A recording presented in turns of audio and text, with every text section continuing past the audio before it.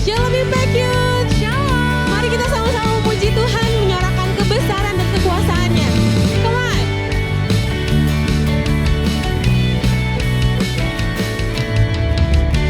Yesus, kau kekuatan di hidupku, takkan gentar langkahku. Kau angkat tanganku di saat ku jatuh,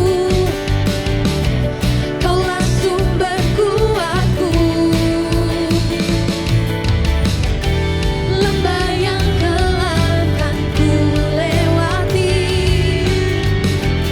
sebab Engkau sertaku. Dengan imanku ku diselamatkan oleh kuasa Yesusku. Angkat tanganmu, ku sorakan haleluya. Namamu berkuasa, surga bumi nyatakan. Ku angkat tanganku, nyatakan kau hebat, Allah yang berkuasa, berkuasa selamanya. Oh, oh, oh,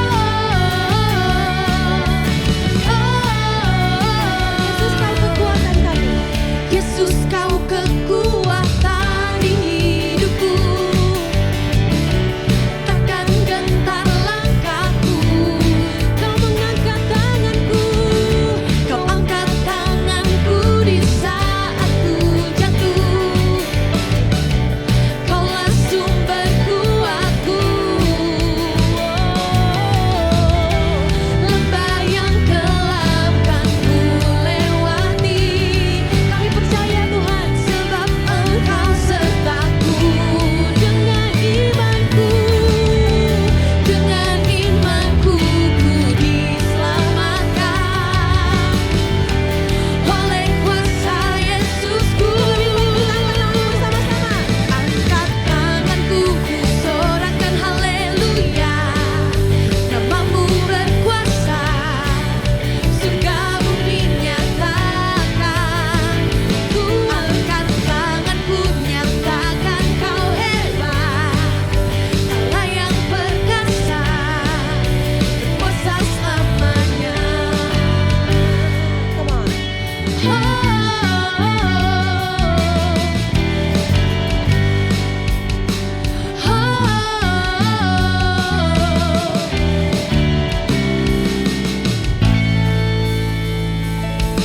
Angkat tanganku, ku sorakan haleluya. Namamu berkuasa, surga bumi nyatakan. Ku angkat tanganku, nyatakan kau hebat, Allah yang perkasa, berkuasa selamanya.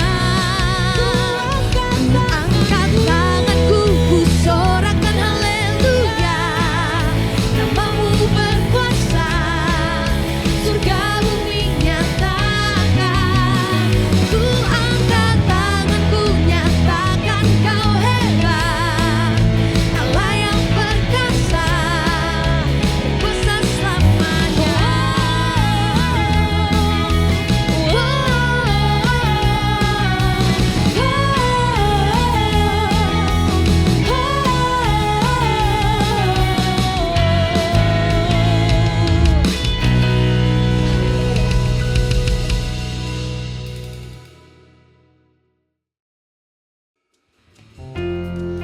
Kami percaya Tuhan, sekalipun kami harus melewati lembah yang kelam, kami tidak akan berjalan sendirian. Kami bersama-sama dengan Your heart is for me, your ear is listening. I'm safe in your love, your army of angels watch over me.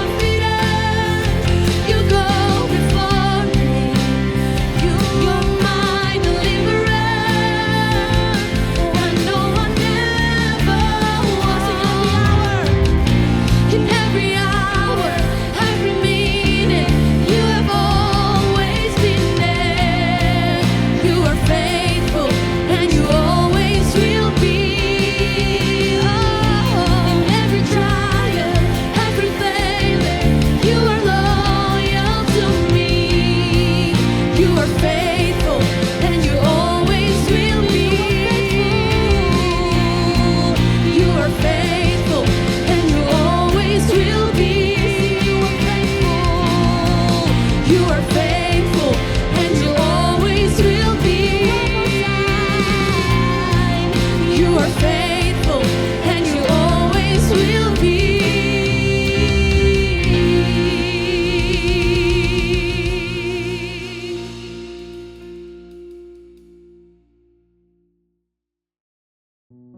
Ya, sebulan ini ngomongin tentang values. Mungkin ini values yang secara mengejutkan gue angkat. Tapi ini penting. Karena ini benar-benar ternyata seserius itu. Kita ke Yakobus 2 ayat 1 sampai 10. Yakobus 2 ayat 1 sampai 10. Saudara-saudaraku, lihat yang nulis kitab ini, Yakobus tulis sama siapa? Yakobus, obviously. Makanya Yakobus, right? Siapa Yakobus? Adanya Yesus. Right. Jadi Yesus setelah Yesus lahir, Maria sama Yusuf kan married tuh. Kalau Yesus kan kandungnya di luar nikah tuh ya kan. Bener ya? Belum married, udah hamil dulu. Ya, tapi itu bener kisahnya tuh kayak gitu, right? Dia dikandung oleh Roh Kudus, dinaungi oleh Roh Kudus, terus habis Yesus lahir, Maria Yusuf married dan punya anak lagi. Ya tentunya punya anak sendiri, ya. Nah, itulah yang salah satunya adalah Yakobus. Ada beberapa laki-laki dan ada yang perempuan juga. Ya, Yakobus nulis gini, dia panggil kepada orang-orang yang baca suratnya sebagai brothers and sisters. Menarik, kenapa? Karena ini sebenarnya surat penggembalaan. Yakobus di sini posisinya sebagai Pak Gembala ngomong kepada jemaatnya, tapi dia manggilnya sebagai saudara. Artinya dia nggak ngerasa superior. Saudara itu artinya seangkatan. Ya, sebagai orang yang beriman kepada Yesus Kristus Tuhan kita yang mulia, janganlah iman itu kamu amalkan dengan memandang muka atau memandang bulu. Kalau pakai bahasa gue tadi, bahasa Indonesia lebih umum dipakai itu. Ya, jadi iman itu harusnya diamalkan jangan secara diskriminatif. Kalau lu Kristen, mesti lu nggak diskriminatif. That's just very anti-Christian when you're being discriminative. Oke? Sebab jika ada seorang, ini contohnya ayat 2-4 adalah contoh membeda-bedakan diskriminasi. Oke? Sebab jika ada seorang masuk ke dalam kumpulanmu dengan memakai cincin emas, terus goyang-goyang gini, ya kan? Kenapa nggak tahu, tremor mungkin bocahnya. Itu cincinnya kebanyakan kan gitu. Right? Dan apa? Dan pakaian indah.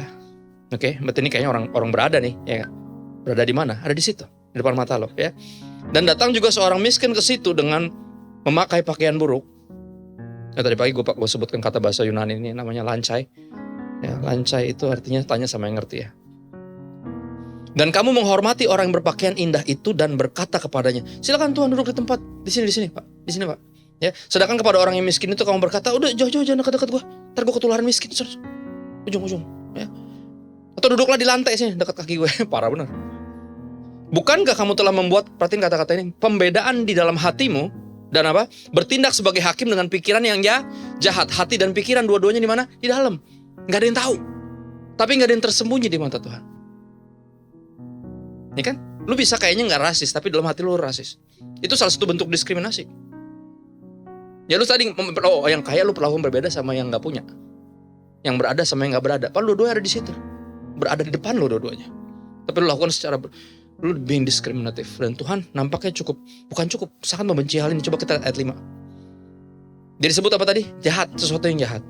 Pembedaan dalam hati dan penghakiman dalam pikiran untuk menentukan mana yang layak dan mana yang enggak, itu jahat. Ayat 5. Dengarkanlah hai saudara-saudara yang kukasihi. Sekali lagi, ini bukan penghakiman. Ini bukan apa ini yang ngomong nih sayang sama lo. Yang nulis ini nulis karena peduli sama yang kepadanya dia menulis surat ini. Ya, jangan ngerasa dihakimi di sini ya. Lu dinasihati, lu tuh disayang sebenarnya. Ya, bukankah Allah memilih orang-orang yang dianggap miskin oleh dunia ini untuk menjadi kaya dalam iman dan menjadi ahli waris kerajaan yang telah dijanjikannya kepada barang siapa atau siapapun yang mengasihi dia? Ya, bukankah Tuhan tidak memandang harta? Ya, kalau percaya sama Yesus, mau kaya mau miskin, terima hidup kekal. Kenapa kita being diskriminatif? Tapi kamu telah menghinakan orang-orang miskin. Bukankah justru orang-orang kaya yang menindas kamu dan menyeret kamu ke pengadilan?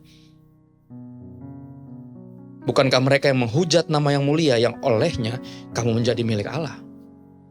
Ini kan artinya apa? Orang-orang kaya di dunia punya kecenderungan untuk sombong dan gak peduli sama Tuhan. Apalagi sama sesama. Tapi kenapa lu malah belain, malah cenderung lebih menyambut mereka yang justru bikin lu ribet? Akan tetapi apa? Ayat 8. Jikalau kamu menjalankan hukum utama yang tertulis dalam kitab suci. Apa hukum yang pertama dan terutama? Kasihlah Tuhan Allahmu. Bagus, lu gak baca ayat ini. Karena ini yang gak kalah penting dengan itu. Karena to love is the greatest commandment. Perintah terutama adalah untuk mengasihi pertama Tuhan. Dan baru apa? Sesama. Yang gak kalah penting dengan itu. Tapi apa? Yang ke atas mesti lebih panjang dari yang ke samping. Makanya kekristenan logonya salib. Mengasihi Tuhan harus lebih utama. Artinya kita harus lebih mengasihi Tuhan daripada mengasihi yang lain. Baru yang gak kalah penting dengan mengasihi Tuhan adalah mengasihi sesama. Tapi gak boleh lebih panjang daripada mengasihi Tuhan. Artinya lu gak boleh mengasihi siapapun lebih daripada lu mengasihi Tuhan. Yang pertama harus Tuhan dulu. Baru yang gak kalah penting adalah lu kasih sesama seperti diri lu sendiri. Dan apa? Kalau kamu melakukan itu, kamu berbuat baik, kata ayat firman Tuhan ini. Tapi jikalau kamu memandang muka, lihat, berarti lawannya dari mengasihi sesama adalah being discriminative. Oke, kalau kamu memandang muka, kamu berbuat dosa. Wow. Dan oleh hukum itu menjadi nyata bahwa kamu melakukan pelanggaran. Ketika ada pembandingan, ketika ada diskriminasi dalam hati lo untuk cenderung lebih ke sini dibanding yang ke sana atau lebih ada pelanggaran di situ.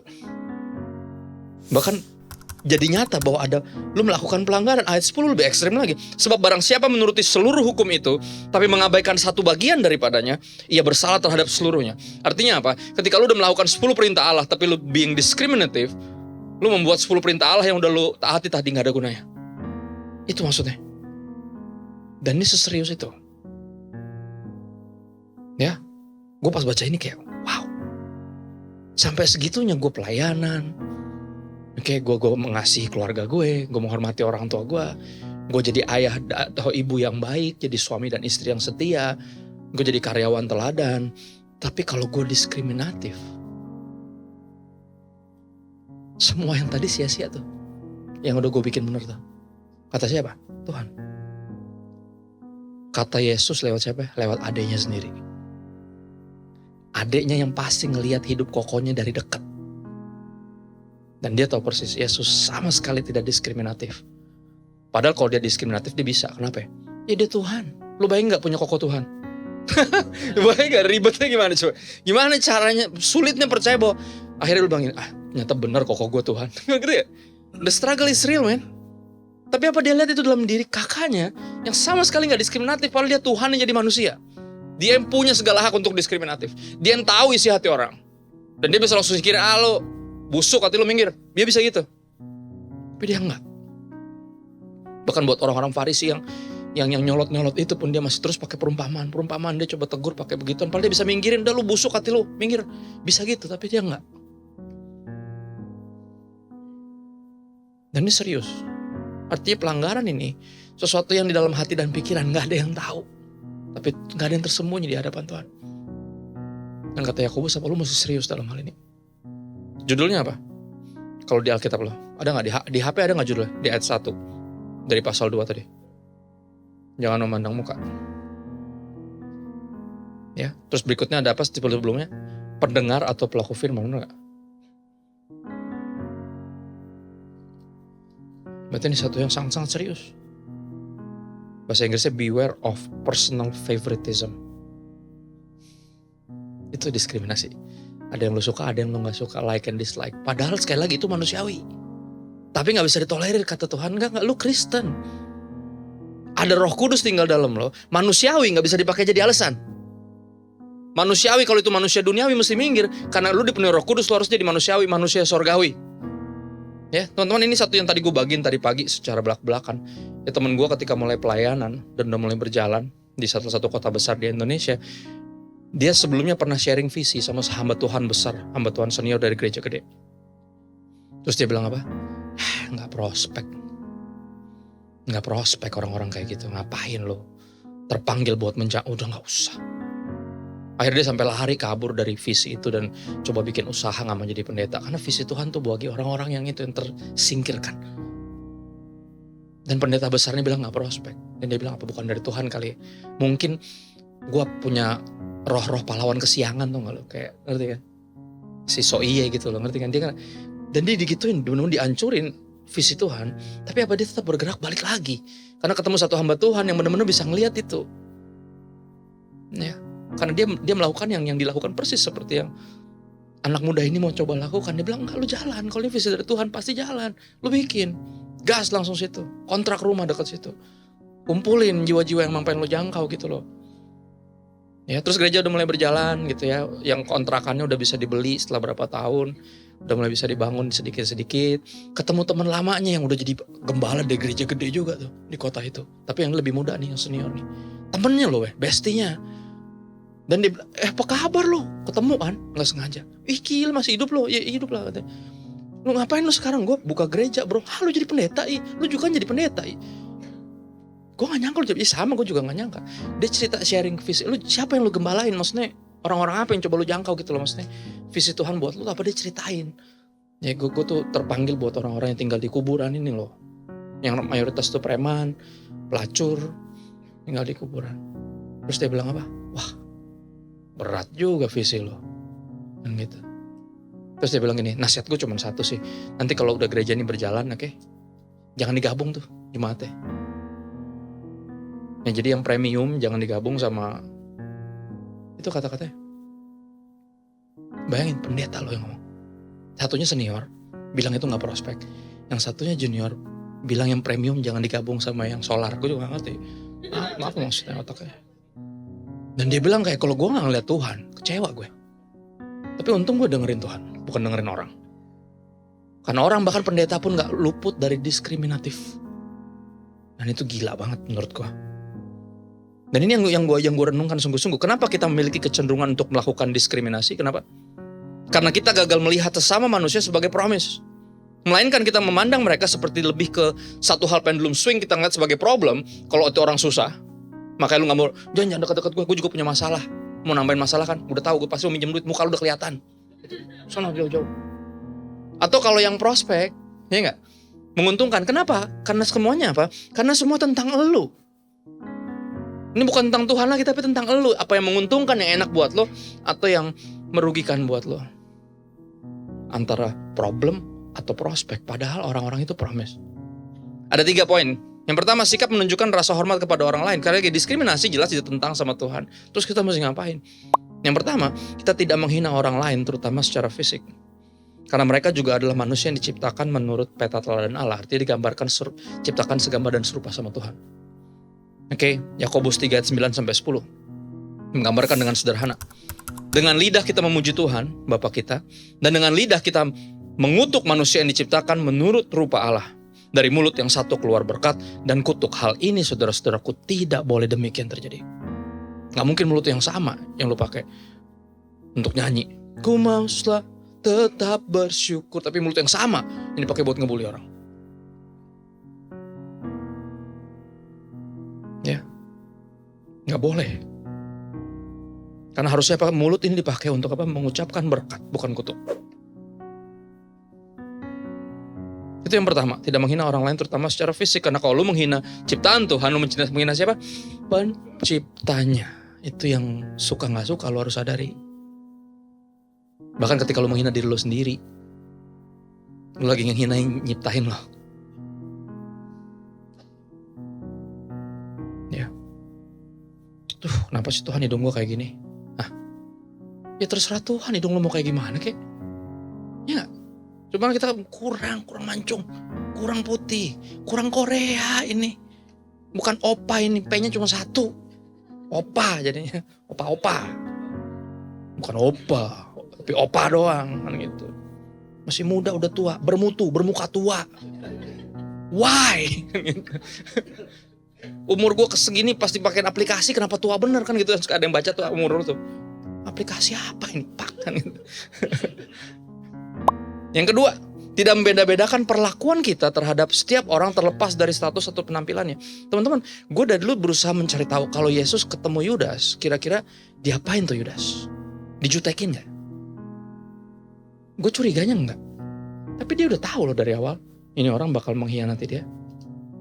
Bakal ngejual dia seharga budak. Cacat. 30 keping perak tuh harga budak cacat. Kira-kira setiap lihat Yudas kita kayak males kok gitu gak? Hah? Kayaknya enggak loh. Bisa gak kira-kira kalau ketemu, lu tahu orang nih yang busuk banget, lu tahu persis busuk nih, tapi lu gak memperlakukan dia berbeda, bisa gak? Gak bisa pasti. Gak bisa bohong muka lu gitu. Minimal kalau lu senyum sama semua orang pas liatnya kayak gitu. Minimal gitu. Ada suaranya gitu. Pasti dah. Bener gak? Gak usah munafik, pasti. Karena lu tahu busuk-busuknya. Apalagi pas dimulai ngomong kayak ngemeng aja lu bau, udah diem. Bener gak? Dan satu dosa merusak semua yang lain, ketaatan yang lain. Karena ini dosa yang sangat serius karena Tuhan gak diskriminatif. Yang ketiga, ini yang bisa dilakukan ketika kita tidak menganggap diri kita superior. Lebih baik, lebih besar, lebih hebat, lebih layak. Lebih kudus. Lebih peka, lebih diurapi, lebih rohani. Lebih apapun yang lain. Kenapa? Karena Tuhan menghendaki kita bukan untuk meninggikan diri dan merendahkan orang, tapi apa? Untuk merendahkan diri dan melayani sesama. Itu yang Tuhan mau. Ya enggak? Markus 10 ayat 42-45. Bagian-bagian yang kita udah tahu pasti. Tapi Yesus memanggil mereka lalu berkata, kamu tahu bahwa mereka yang disebut pemerintah-pemerintah bangsa-bangsa memerintah rakyatnya dengan tangan besi dan pembesar-pembesarnya menjalankan kuasanya dengan keras atas mereka. Lu tahu kan? This is the value of this world. Lu tahu kan? Orang-orang yang rasa superior, ngerasa bisa ngapain aja. Gue punya uang, gue punya kuasa. Kan gitu. Dan mereka menyalahgunakan kuasa itu. Lu tahu dong? Kata Yesus, tapi apa? Ayat 43. Tidaklah demikian di antara kamu. But you're a Christian. You're my followers. Mestinya gak kayak gitu buat lo. Barang siapa yang ingin jadi besar di antara kamu, hendaklah ia menjadi apa? Pelayanmu. Dan barang siapa ingin menjadi yang terkemuka di antara kamu, hendaklah dia menjadi apa? Hamba untuk semuanya. You humble yourselves and serve. Kenapa? Karena anak manusia, Yesus lagi ngomong tentang dirinya sendiri, A-nya huruf gede, M-nya huruf gede. Karena saya juga datang bukan untuk dilayani, melainkan untuk melayani dan untuk memberikan nyawaku menjadi tebusan bagi banyak orang. Teman-teman, gue tutup dalam berapapun waktu yang gue punya. Kita ke Yesaya 53 ayat 2-12. Yesaya 53, Yesaya itu ditulis 740 tahun sebelum Yesus lahir. Berarti bentuknya apa? Profetik, nubuatan. Nubuatan adalah apa? Pernyataan untuk sesuatu yang belum terjadi. Ingat, 740 tahun sebelum Yesus, berarti 770 tahun sebelum dia disalib. Tapi yang ditulis di sini kita akan lihat dari Yesus lahir, kayak gimana tampangnya Yesus sampai dia mati disalib. Dan kenapa diskriminasi itu sangat dibenci sama Tuhan. Karena ini yang ditulis di situ. Ayat 2 dari Yesaya 53. Sebagai taruk ia tumbuh di hadapan. Taruk tuh apa sih? Tender plant. Apa artinya? Ya pokoknya kayak gitulah. Ya, sebagai taruk ia tumbuh di hadapan Tuhan dan sebagai tunas dari tanah kering. Artinya apa? Dia lahir ketika Israel dalam keadaan carut marut. Not in their lagi dalam keadaan terbaiknya. Dia habis didiemin sama Tuhan 400 tahun. Kenapa? Karena tiap kali Tuhan berfirman lewat nabinya dibunuh. Kata Tuhan, lu gak mau denger? Ya udah deh, gue diem aja kalau gitu. Lu juga gak mau denger, right? Tapi lahir apa ya? Yesus, perhatiin, ini secara fisik tertulis di sini. Ia tidak tampan. Bagi siapapun yang gak tampan, taruh tangan kananmu di dada. Dan bilang apa? It is well with my soul. With my soul it is well with my soul. Bahasa Koreanya, Kwencana ya, Kwencana. Aku rapopo. Kenapa? Karena Yesus pun tidak tampan. Semaraknya pun tidak ada, gak ada yang menarik dari dia. Sehingga kita memandang dia. Dan rupa pun tidak, gak ada tampang. Sehingga kita menginginkannya, gak ada yang menarik. B aja Yesus. Pas jadi manusia tuh. Kagak ganteng kayak di film-film. Enggak, itu fitnah. Kan di film-film ganteng ya. Siapa yang gak naksir sama Yesus? Gue jelaki hampir tergoda. Bayangin tuh. Kita di dunia yang spiritnya udah lain kan gitu. Yang penting kasih sayang, jenis kelamin mah gak terlalu penting. Penting lah ngaco. Saking gantengnya, tapi bener gak? Di film-film Yesus ganteng-ganteng. Gak ada yang biasa aja mukanya. Ya kan? Semuanya belum khotbah aja udah membius mukanya, tau gak lo? Bahwa ngeliat muka dia kayak pengen bertobat gitu. Padahal belum ngapa-ngapain dia. Saking ganteng-gantengnya yang main. Right? Ayat 3, ia dihina dan dihindari orang. Dikucilkan. Seorang yang penuh sengsaraan dan yang biasa menderita kesakitan. Acquainted with grief. sangat terbiasa menderita. Dia sangat dihina, bukan hanya dihina, tapi sangat dihina. Sehingga orang menutup mukanya terhadap dia. Dan bagi kita pun dia gak masuk hitungan. Ada yang suka bola di sini? Angkat tangan. Ronaldo apa Messi? Gini, kenapa? Karena bisa jadi yang masuk hitungan buat lu tuh Cristiano Ronaldo nomor 1. Nomor 2 Lionel Messi, nomor 3 Taylor Swift, nomor 4 Yesus gak masuk hitungan. Ada di sini nubuatannya. Makanya apa? Banyak dari lu gak pernah baca Alkitab. Kenapa? Karena Yesus gak masuk hitungan. Bagimu, ada di sini aja. Bagi kita pun, dia gak masuk hitungan. Tapi sesungguhnya apa? Penyakit kita lah yang ditanggungnya. Dan kesengsaraan kita yang dipikulnya. Padahal kita mengira dia kena azab. Dipukul dan ditindas Allah. Tapi dia tertikam oleh karena pemberontakan kita. Dia diremukkan oleh karena kejahatan kita. Ganjaran yang mendatangkan atau hukuman yang mendatangkan keselamatan bagi kita ditimpakan kepada Yesus. Dan oleh bilur-bilurnya kita menjadi sembuh. Ayat 6 dikasih tahu kita sembuh dari apa? Kita sekalian sesat seperti domba. Masing-masing mengambil jalannya sendiri. Kita mengira being discriminative, it's okay, it's human. Tapi apa? Tapi Tuhan telah menimpakan kepadanya kejahatan kita sekalian. It's not human, it's evil. Tapi apa? Ditimpain semuanya ke Yesus. Mestinya kita yang dimurkai sama Tuhan yang tidak memandang rupa, tidak diskriminatif. Dia bisa ngegas, ngegambrengin kita. Dia bisa langsung binasain kita semua. Gue gak habis pikir nih anak-anak gue sama kayak dunia ini. Tapi apa? Dia dianiaya, tapi dia membiarkan diri ditindas. Dan tidak membuka mulutnya seperti anak domba yang dibawa ke pembantaian. Seperti induk domba yang keluh di depan atau diam aja di depan orang-orang yang menggunting bulunya. Ia tidak membuka mulutnya. Sesudah penahanan dan penghukuman ia terambil. Dan tentang nasibnya siapa yang memikirkannya? Banyak dari kita yang udah Kristen aja sama Yesus yang disalib, bodo amat. Siapa yang mau sama gue? Siapa jodoh gue? Gue ntar gede mau jadi apa? Itu pertanyaan-pertanyaan lo. Yesus yang disalib, siapa yang memikirkannya? Sungguh ia terputus dari negeri orang-orang hidup. Dia sampai memberikan nyawanya, dia mati. Dan karena pemberontakan umatku, ia kena tulah. Padahal gara-gara kita dia kena azab. Orang menempatkan kuburnya di antara orang-orang fasik. Dan di dalam matinya, ia ada di antara penjahat-penjahat sekalipun ia tidak berbuat kesalahan, kekerasan dan tipu tidak ada dalam mulutnya. Benar gak? Dia mati di antara dua penjahat. Padahal dia bukan penjahat. Bayangin ini 740 tahun sebelum Yesus lahir.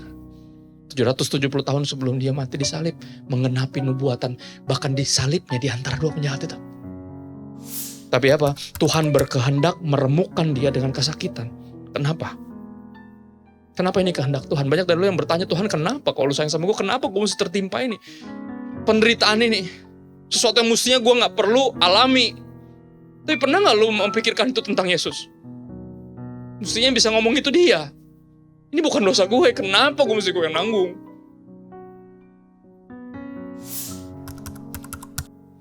Tapi Tuhan berkehendak meremukkan dia dengan kesakitan. Apabila ia menyerahkan dirinya sebagai korban penebus salah, ia akan melihat keturunannya. Menarik. Artinya apa? Dia akan hidup lagi berarti.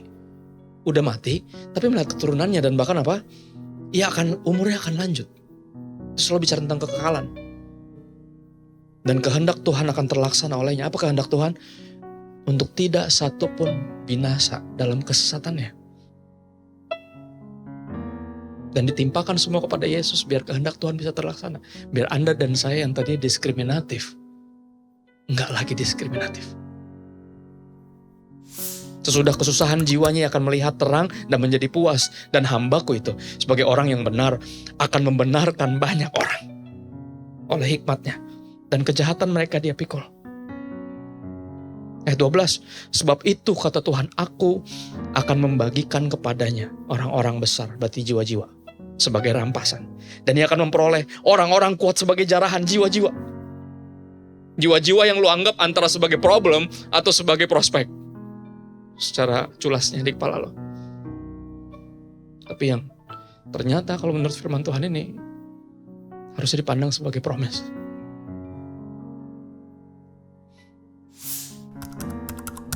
Yaitu sebagai ganti karena ia telah menyerahkan nyawanya dalam maut.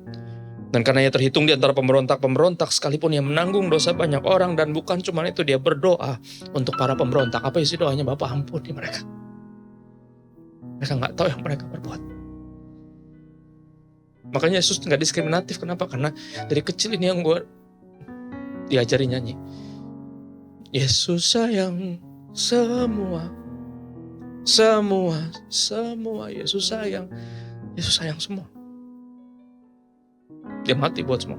Karena begitu besar kasih Allah akan dunia ini. Gue kembali ke quotes gue lagi.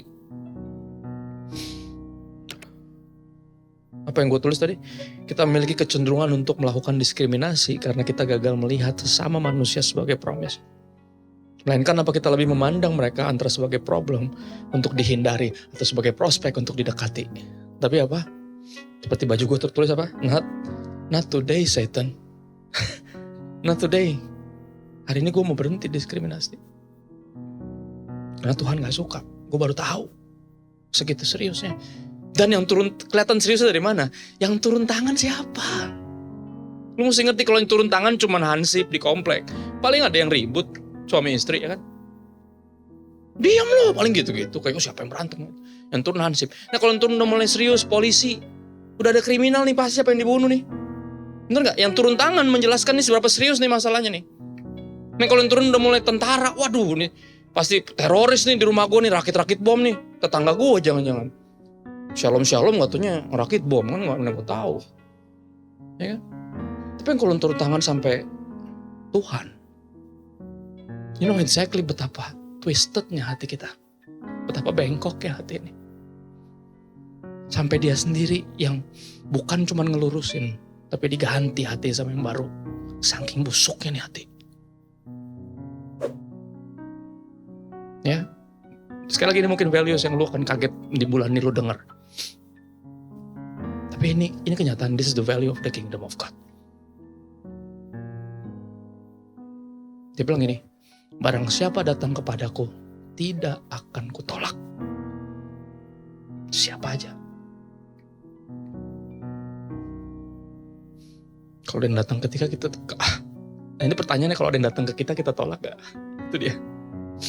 Kita mikir dulu, nih problem apa prospek nih? It's a promise. It's a promise. Walaupun benar ada dua jenis orang yang datang dalam hidup kita. Satu datang sebagai blessing, satu sebagai lesson. Right? But it's still for our good. Baik yang blessing maupun yang lesson. Dua-duanya buat kebaikan, mendatangkan kebaikan. Yang lesson kadang membuat kita menyadari ternyata hati gue masih bengkok, gue gak tahu. Gue pikir gue udah benar. Tapi sekali lagi apa? Diskriminatif gak? Not today Satan, gue gak mau diskriminasi lagi hari ini. Ya gue gak mau kalah lagi sama daging gue. Gak mau wajarkan yang Tuhan bilang gak wajar. Gue gak mau jadi loser, biar setan yang loser. Bener ya, ada tulisannya loser. Right? Biar setan yang nangis hari ini karena kita berhenti untuk diskriminasi. Right? Yuk, udah bentar yuk, waktu gue udah habis. Thank you guys. Makasih Tuhan buat kehadiranmu. Kami tahu Engkau hadir karena semua yang tersembunyi di hati kami terkuak. Bukan untuk menghancurkan kami, untuk menyadarkan kami. Dan karena Engkau terlalu sayang. Engkau gak biarin kami terus sakit dalam kesesatan. Engkau menyembuhkan kami dengan bilur-bilur-Mu. Engkau yang kerap kali kami abaikan, yang gak masuk hitungan. Yang apa yang Kau kerjakan di kayu salib kerap kali buat kaya. Ya oke, Yesus mati di salib, emangnya apa sih fungsi? No. Kami hanya bisa berhenti diskriminasi ketika kami berfokus kepada Kristus. Yang sayang semua. Bantu kami untuk bisa sayang sama semuanya. Bantu kami Tuhan.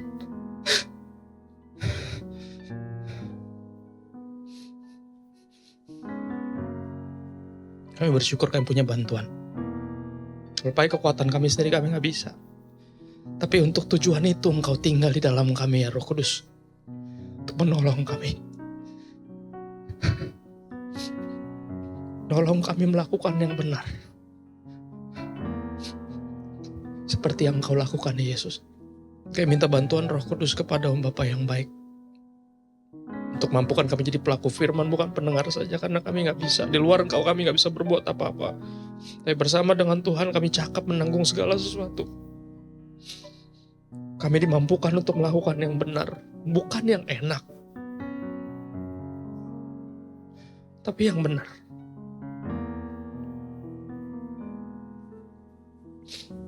Kami minta bantuan Roh Kudus kepada Bapa yang baik dalam nama Yesus.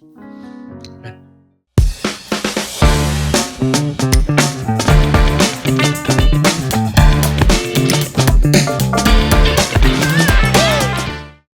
Pastinya teman-teman Impact Youth diberkati dari awal sampai akhirnya, khususnya firman Tuhan. Jangan lupa direnungkan, dikerjakan dalam kehidupan kita sehingga mempermuliakan nama Tuhan. Amin. Terus ikuti Impact Youth secara online setiap Sabtu jam 5 sore waktu Indonesia Barat di channel YouTube-nya Impact Community Indonesia. Dan teman-teman yang ada di Jakarta sekitarnya, kami undang bisa berseru-seruan bersama, bertumbuh di dalam Tuhan bersama-sama dalam Impact Youth Onsite. Kita ketemu tatap muka setiap hari Minggu jam 5 sore waktu Indonesia Barat, di mana di Gereja Impact Community Indonesia di Mall of Indonesia lantai P3. Dan teman-teman semua, bukan cuma hari Minggu aja, tapi kita juga ada komsel, komunitas selnya yang diberi nama Impact Family. Teman-teman bisa mendaftarkan diri kalian di nomor yang ada, tinggal scan QR Code yang ada, nanti diarahkan untuk secara online bisa ikut Zoom dan akhirnya bisa bertumbuh bersama di sana. Akan dibagi berdasarkan segmen, teman-teman yang pelajar, yang mahasiswa, yang pro, yang ada di sana. Nanti teman-teman punya teman-teman yang bisa saling mendukung satu dengan lainnya. Dan untuk yang mau gabung secara onsite, ada di Sabtu 2 minggu sekali, teman-teman bisa hubungi admin yang ada. Komselnya ada di mana? Komselnya ada di Gereja Impact Community Indonesia di Mall of Indonesia lantai P3. Bahkan di 2 minggu selang-selingnya kita juga ada kegiatan. Ada sports day yang ada, teman-teman yang mau olahraga bareng, berkomunitas melalui olahraga yang ada juga bisa hubungi admin yang ada di Jakarta sekitarnya, sehingga kita bisa bersama-sama udah bertumbuh di dalam Tuhan. Dan teman-teman semua, bahwa Impact Youth ada pelayanan Impact Youth Goes to Campus. Teman-teman yang punya persekutuan doa, ada rockris yang ada baik di kampus, di sekolah, atau mungkin ada komunitas teman-teman sendiri yang kecil-kecil yang ada. Kalau mau kami layani, bisa hubungi nomor admin yang ada. Kami siap melayani teman-teman semua. Jangan sungkan-sungkan, jangan ragu-ragu, hubungi kami. Kita akan datang dan kita bisa bertumbuh bersama-sama. Dan terakhir, untuk kalian yang mau mensupport pelayanan Yayasan Tangan Pengharapan, seperti yang kalian tahu, kalian bisa beli merchandise keren ini. Banyak banget, ada kaos, ada sweater, ada hoodie, banyak banget di sana. Teman-teman bisa beli di sana, nanti jadi berkat dari apa yang kalian beli. Karena you buy means you donate. Itu aja teman-teman semua, sampai ketemu minggu depan. Tuhan Yesus memberkati. Telah rilis single terbaru dari Ichi Worship featuring Dave Gerard Kue dengan judul Dalam Nama Yesus. Sudah tersedia di seluruh music digital platform kesayangan Anda. Kiranya menjadi berkat bagi kita semua. Bagi saudara-saudara yang diberkati Impact Community Indonesia dan ingin memberikan persembahan atau donasi, dapat disalurkan ke rekening Bank Gereja Impact Community Indonesia dan Yayasan Tangan Pengharapan, serta QR Code BCA Mobile, GoPay, OVO, Dana, Shopee, dan link aja. Ibadah Impact Community Indonesia menjadi 5 sesi. Ibadah jam 8 pagi, jam 10, jam 12 siang, jam 3 sore, dan jam 5 sore. Seluruh ibadah berlangsung onsite di Mall of Indonesia, lantai P3, Kelapa Gading, Jakarta Utara. Bagi jemaat yang ingin mengikuti secara online, ibadah live streaming dapat diikuti pada pukul 10 pagi waktu Indonesia Barat di YouTube Impact Community Indonesia. Mari bersama-sama untuk datang dan mengikuti 60 Minute Worship secara onsite setiap Rabu malam pukul 19.30 waktu Indonesia Barat, langsung di Gereja Impact Community Indonesia, Mall of Indonesia lantai P3. Mari bawa keluarga dan ajak orang-orang yang Anda kasihi. Impact Community Indonesia Friday Service. Ibadah setiap hari Jumat yang ditayangkan secara online pukul 19 waktu Indonesia Barat. Ibadah Saturday Service. Ibadah Sabtu Impact Community Indonesia ditayangkan online setiap Sabtu pukul 19 waktu Indonesia Barat di YouTube Impact Community Indonesia dan YouTube Henny Kristianus. Setiap ibadah online Impact Community Indonesia sudah tersedia subtitle dalam bahasa Indonesia, bahasa Inggris, dan Mandarin. Anda dapat mengaktifkan dengan klik tombol CC atau closed caption pada layar Anda. Healing Worship Night setiap Selasa pukul 19 waktu Indonesia Barat akan disiarkan secara langsung di YouTube channel Impact Community Indonesia dan Henny Kristianus. spesial bagi kaum muda. Ibadah Impact Youth pukul 17 waktu Indonesia Barat di Mall of Indonesia lantai P3. Bagi jemaat di luar kota Jakarta dapat menyaksikan ibadah youth secara online di YouTube Impact Community Indonesia. Bagi Anda yang ingin tahu lebih banyak tentang firman Tuhan, dapat bergabung dalam Bible Study Impact Community Indonesia melalui virtual setiap 2 minggu sekali pada hari Sabtu, pukul 9 pagi waktu Indonesia Barat. Pendaftaran ini gratis dan dapat dilakukan dengan mengisi form registrasi melalui scan QR Code atau dapat menghubungi nomor yang tertera di layar Anda. Saksikan Menabur Cinta untuk Indonesia setiap Sabtu jam 11 waktu Indonesia Barat di YouTube Tangan Pengharapan. Ikuti Daily Devotion setiap hari Senin sampai dengan Jumat jam 6 pagi waktu Indonesia Barat di YouTube Henny Kristianus serta pukul 7 pagi waktu Indonesia Barat di YouTube Yohanes Kristianus. Impact Community Indonesia memiliki sebuah komunitas untuk kita bertumbuh bersama. Bagi Bapak Ibu Saudara yang ingin bergabung di Komsel Impact Community Indonesia, dapat mengisi link form pendaftaran di bawah ini. Bagi Anda yang rindu menjadi jemaat Impact Community Indonesia, dapat mengisi Google Form atau scan QR Code di layar Anda. Saudara dapat mengirimkan permohonan pelayanan doa dan konseling, atau jika Anda memiliki doa yang terjawab, serta kesaksian atas jawaban doa Anda, melalui Google Form, WhatsApp, atau email impactcommunity.id@gmail.com.